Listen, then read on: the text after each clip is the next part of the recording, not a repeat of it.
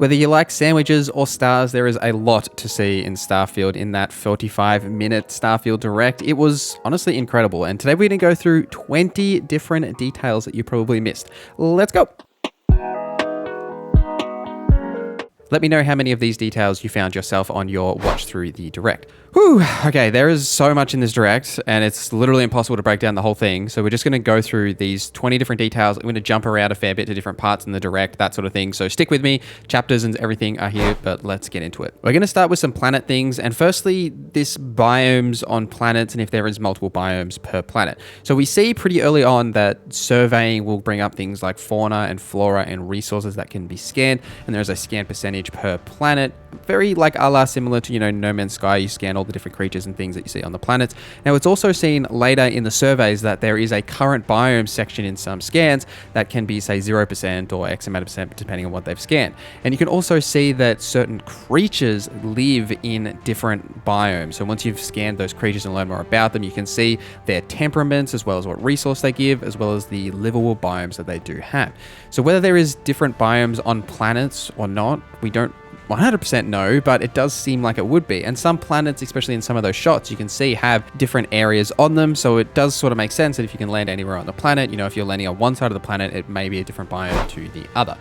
Speaking of those planets, there is hazards when you do land on those planets. Now, we do see in the armor system early on that you've got physical, energy, and EM, the electromagnetic rounds or types of weapons that you do have for the guns that I mentioned later on, but there is also thermal, airborne, corrosive, and radiation. And when you can zoom out and look at the different planets and scan them, you can actually see on these planets as well that they will show things like, say, water being radioactive or a cold temperature, or deep freeze, which one planet does actually mention. So different planets will have different temperatures or, say, corrosive aspects or radiation or airborne diseases, things like that you may need to be aware of when you are surveying that planet and deciding to land on them. These planets also seem to have some sort of traits. Now, it is seen a lot in these scans that when you're scanning on different planets, there is like these traits that either say unknown or have a question mark. In some of these shots, specifically the Tatacha planet later on, you can actually see what these traits are. So at one point, you can see that the player has the first trait or second trait unlocked, which is the gravitational anomaly. Then a little bit later, when they've got the 100% survey, you can see they found the second trait, which is the ecological consortium. Exactly what those traits are, I have no idea. But it is interesting to see that these planets will have not only these different creatures and fauna and resources, but whatever these traits actually do for that planet. And having something like 1,000 planets, it seems like it's just another way of distinguishing something unique about that planet. And how you find those traits, whether you just have to survey something on the planet or maybe you have to go and discover something, we don't know yet, but it's just an interesting little tidbit that I did find when going through all the survey information you do have. Enemies seemingly have two different types of health bars. There is a white health bar, which when the player shoots them, it has to be removed, and some also have a red health bar. It's hard really to distinguish what red and white mean. In most games, red sort of means health, but the fact that some enemies don't even have a red health bar is a little confusing. It does seem like it depends on, say, how strong the armor is of that target, right? Because some of the red health bars have multiple chunks, some of them only have the one, and same sort of vice versa for the white. So whether it's like stamina and health or armor and health or something, it's not really clear exactly, but you can see there are different types of health bars. Ammo also has no weight, so very similar to Fallout where you would go and pick up ammo. It has no weight, so you can carry as much ammo as you do need. You can loot armor. This was an interesting thing that I noticed watching the Direct back multiple times, is that when the player is looting bodies, there isn't really armor, which is a very key thing in Bethesda games. Like, you can always pick up all the armor of the target that you've defeated.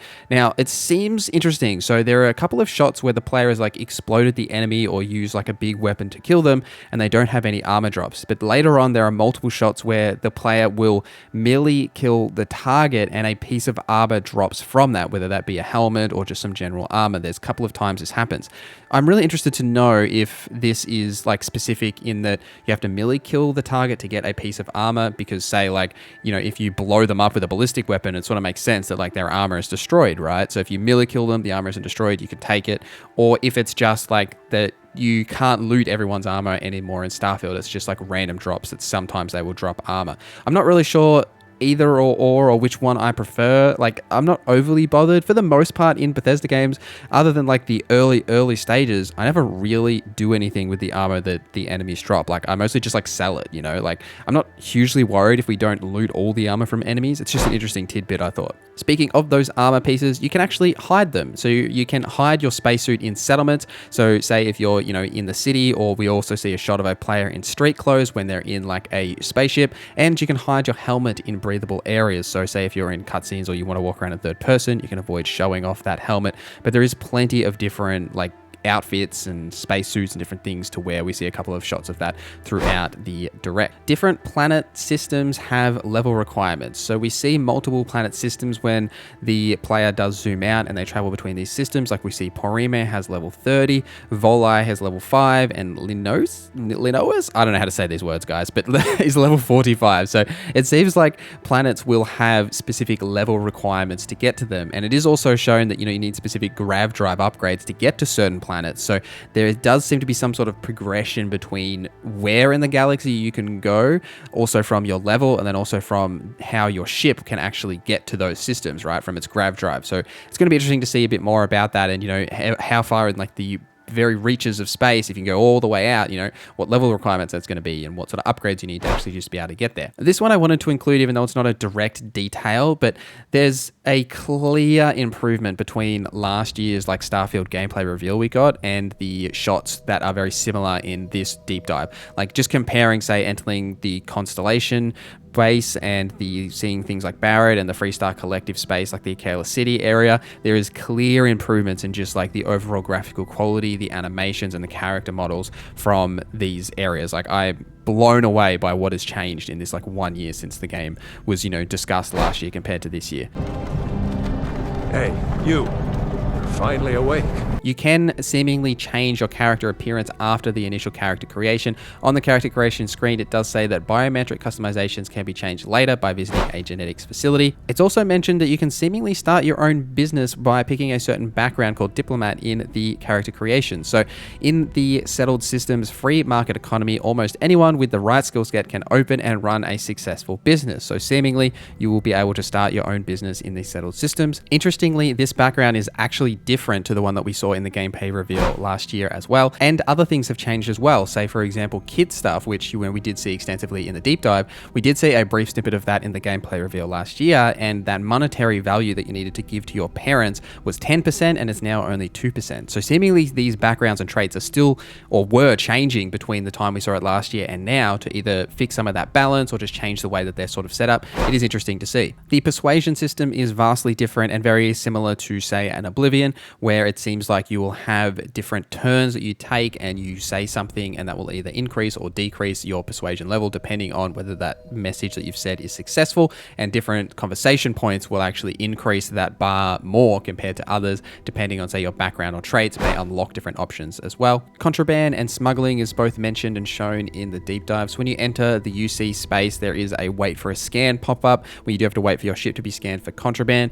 Now it's interesting because smuggling is directly mentioned, so theoretically you would assume that there are ways to get around this scan to smuggle something into the system, whether that is you try and escape from them or what have you, but it's just a little tidbit that I noticed. This ties back to the different planetary hazards, but there is mention in the physical skill tree of a skill called decontamination, which is to do with recovering from infection. So it slightly increases your chance to recover from infections naturally, which is interesting because if you think about the airborne planetary hazards, you know, theoretically maybe you can get infections that way, maybe it's from bad food. It's just an interesting thing to point out. Ship customization is gigantic and it's sort of its own video, but I just wanted to point out this here, that there is a brief shot of showing the different sections that you can, say, customize or upgrade, and there are 13 different sections. 13, like, that's crazy. And it seems like as well that on the ship customization screen, how we've seen things like the Optimus Prime ship and all the wild and wacky contraptions you can create, there is actually a flight check system. So you will be able to check to see if the ship will actually fly depending on the mass and the different like thrusters and stuff that you've put onto the ship in terms of, you know, its overall like engines and grav drive and boost, or if it's, you know, too heavy to actually get off the ground. Seems like you'll be able to play around with that to actually see if it works. In one of the systems, we see that the player enters a Freestar Collective system that does have a bounty system. The player seems to have a bounty here. It's unclear whether this is specific to, say, the Freestar Collective faction, or it's this system, or what have you, but there is a bounty shown on that screen. I really want to understand more about this, and I would love if someone would ask the developers in some interview, but planets seemingly aren't the same for everyone. So it is mentioned that even if your friends visit the same planet, you have a different story to tell, meaning things may be different for players on these planets, right? Because of the way that, say, they talk about how the planets are built as you approach them, like that procedural generation, and then their handcrafted systems like the points of interest and creatures, etc., sort of built on top of that. So things may be different for different players, which coincidentally may mean things are different for you on different playthroughs. Like, I'm really interested to test that out for myself, or if someone asks the devs about that, like, I'd love to understand what is actually different, like what that's actually referring to when they're talking about that, because that was really, really interesting to me. There is also legendary items returning, like legendary weapons and stuff, but there is other qualities as well. So in a couple of times in the shots, we see a blue quality item which drops and it has 1 star, whereas a legendary item has 3. So theoretically, there's sort of like your epic in between that, whether it's a purple, which is the typical sort of coloring system, that we may see some like epic quality weapons or armor that is going to drop from certain enemies in the game. And lastly, this one is a big tease for something more. It's this weird force powers thing. We see the player raise their hand and then everything gets real trippy and like gravity seems to stop, or it's like slow motion or something sort of happening there. My suspicion is that this is linked to like the anomaly and the artifacts that you're looking for and to finding. There's mentions in the trailer to do with story about seeing visions from these and potential, you know, like intelligent alien life out there. I think it's linked to that sort of main story, and that's just like a big tease that is meant to entice us for more, and it definitely enticed me for more. Let me know any details that you picked up in the trailers down below. Thanks guys for watching this video till the end. Thank you to our members for supporting the channel. My name is Norza, and I hope you have a great day.